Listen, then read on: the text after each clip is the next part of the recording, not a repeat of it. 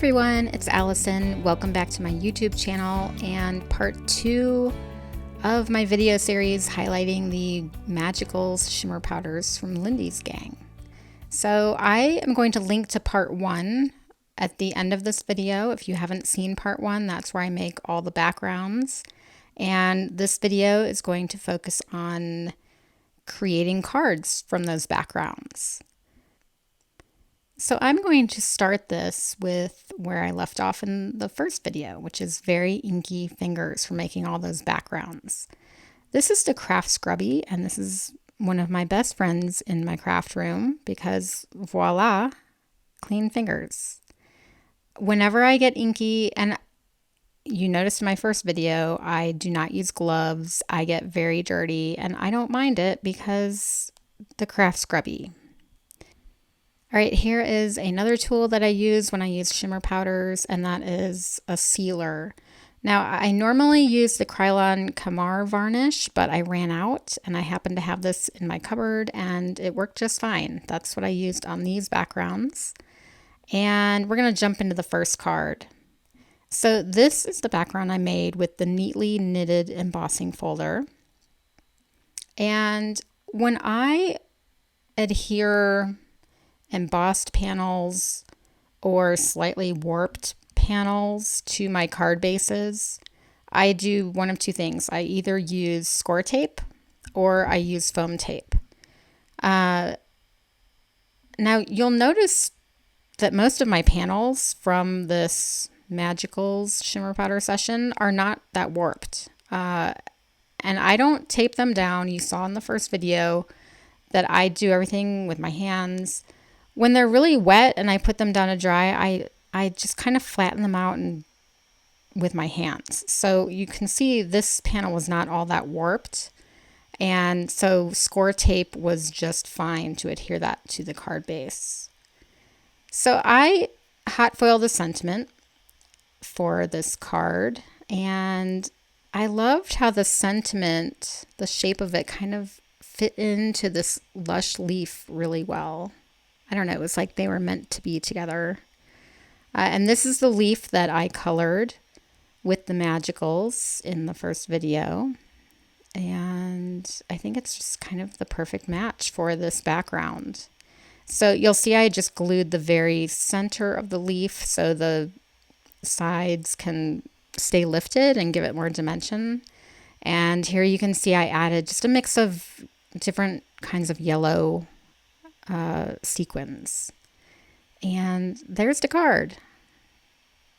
All right, this is the second card. This is the Because embossing folder. And you saw me taking this sanding block in the first video to a couple of the backgrounds. And I wanted to show you that I did it on this background as well. Now, using a sanding block and an embossing folder is also great if you have an alcohol inked panel on Yupo paper, or if you have glossy paper, like glossy colored paper that has a white core. This technique works great on those as well. But here I'm going to show you before sanding and after sanding. I think this is always beneficial to see them side by side.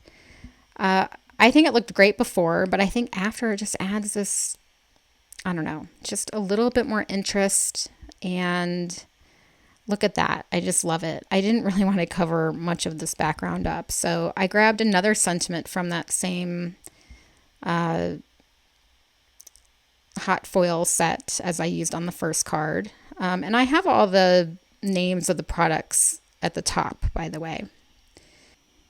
All right, for this card, I am pulling out a product that this is the first time I'm using it. This is the pop-up die cutting glitter sheets from Spellbinders.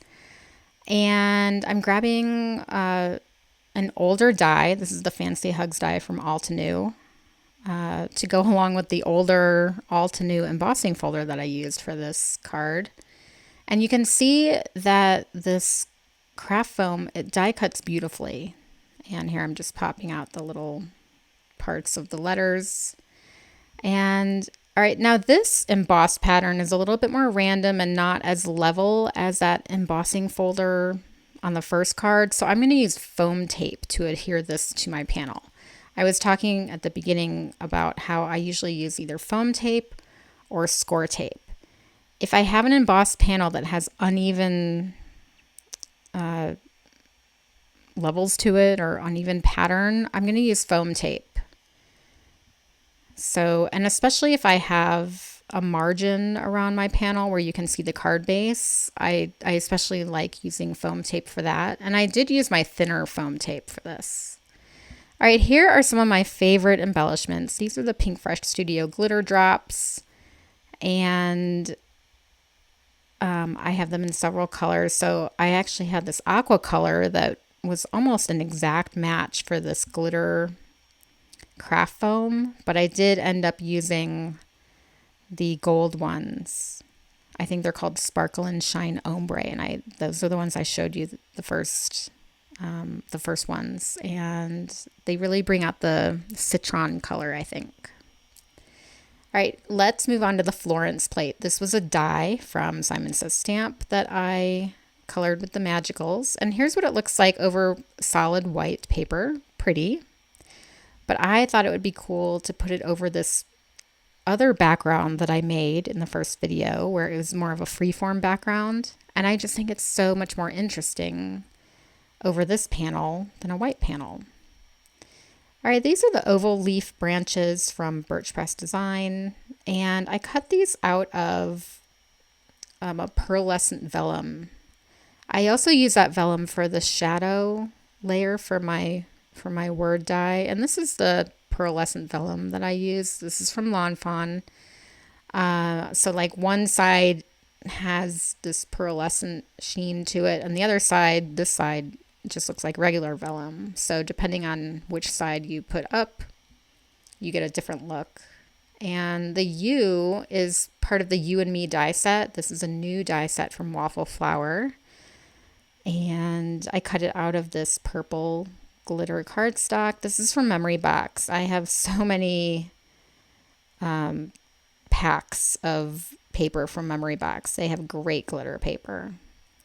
All right, I want to pop this die up just ever so slightly on my panel. I didn't really want to put foam tape on the back of this, so I just die cut another layer from white paper, and I'm just going to glue that right onto the back. And you saw me adding glue just behind where the purple layer was, so you wouldn't see glue on the vellum.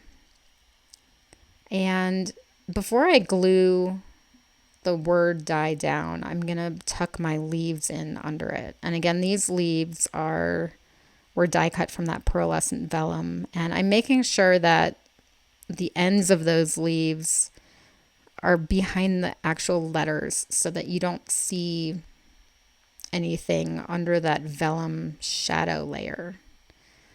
And so I'm just going to, I think you may have seen me pull off an actual leaf on that bottom little branch. So I usually just kind of rip things off or alter them depending on what look I'm going for, and just tucking them behind, and now I can glue on my word die. I just love these colors. It's no surprise that most of my cards today are turquoise, right? All right, I have these sentiment strips. These are from Simon Says Stamp. I use these all the time, but the edges are white, and I may have shown this in previous videos. I just take a black marker and color the edges so that you don't see those white edges. It's just a little detail. And this card is for my niece, who is a sophomore at Columbia, and she's just working her butt off, and I don't send her enough cards to tell her how proud I am of her.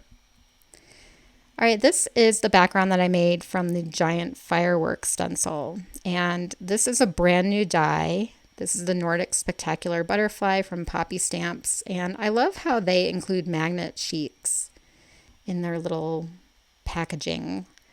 And so there's 2 dies in this set, and the first die cuts out all the pieces for the top of the butterfly, and then the second piece cuts out the bottom. So you could cut it all out in white cardstock and then ink blend your colors on, or just do all white, or do it all in one color. But I am doing 3 different colors for the 3 different layers. And 2 of my layers are pretty shimmery. I actually used paper from Your Paper Insider. This is the company that sends you quarterly boxes. So the pink was from box 5. I think the orange was from box 4. And look at that shine. It's very shimmery and beautiful. And the white paper I think was from box 1. And it's hard to see, but it has this really cool texture to it, and it has a slight sheen. It's very hard to describe, but like I said, the white and the orange are both shimmery.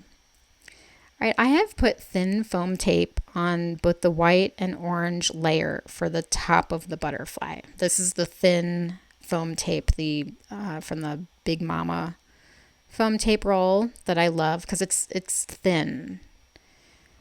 And so I'm just adhering these together, and I love the dimension that this is going to create. Now for the bottom layers, because the top is going to overlap the bottom, I'm not going to use foam tape on the bottom. It would just be too hefty.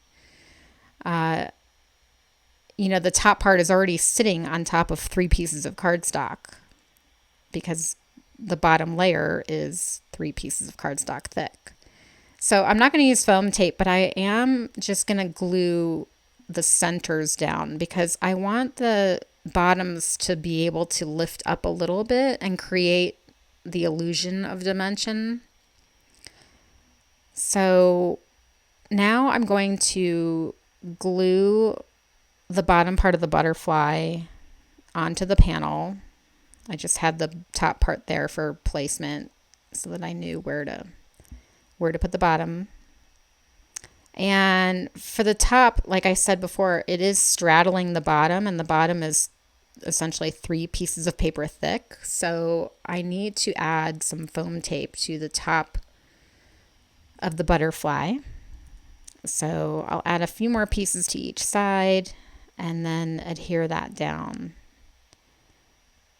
I just love this butterfly. I just bought this recently, and the Poppy Stamps spring collection is amazing. I couldn't really control myself and bought quite a few things. So hopefully I'll be able to share some of those at a later time. This is a small hello die from Simon Says Stamp, and I cut it out of black glitter cardstock from that same paper pack that I showed you earlier from Memory Box. And I also I also use that black glitter cardstock for what is this part of the butterfly called? The thorax, something like that. And the head and the antenna. So that's all glittery, and the background's shimmery, and part of the butterfly is shimmery. It's just a really fun card. And then I did add some more glitter drops from Pinkfresh Studio. That's the blush color. I'm trying to control myself and not buy all of the colors of these glitter drops. I just think they're so much fun. All right, so here are this is just a reminder of all the backgrounds I made. And again, I'm going to have a link to the first video at the end of this one. You'll see that there's still some backgrounds that I have not used yet, and those are going to go in my stash. That's one thing I love about having shimmery sessions or any type of background session where you create a bunch of backgrounds, because now they're in my stash, and whenever I feel the need to make a quick card, I can just grab one, or days where I'm not feeling particularly creative, but I want to make a card, I can just pull out a background, slap on a word die, and feel accomplished. I hope that you liked both of these videos and that you found some helpful tips along the way. And if you liked this video, please give me a thumbs up. Don't forget to subscribe and hit that notification button. I appreciate you being here, and I will see you next time. Bye-bye.